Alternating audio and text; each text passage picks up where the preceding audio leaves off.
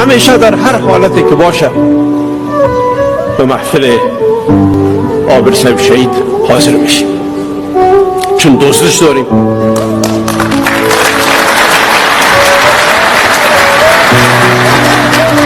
دوستش داریم به خاطر که وطن دوست بود.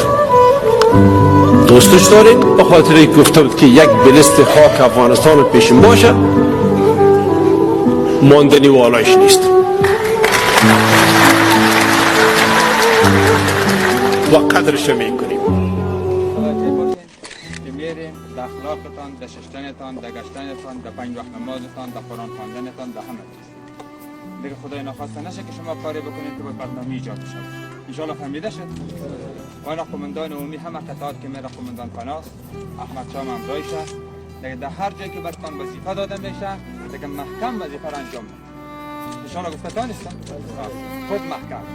او ترتیب نشه که در اوجه باز وطندارا دورتان جمع شوه، خانه خویش قومتان برید، باز اوجه میمان در فکر میمانداری باشه.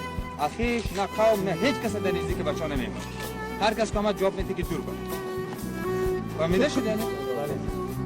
از ایلا گشتی پایان بالا رفتن دیگه از گپا جدی جلوگیری باشه. فهمیده شد؟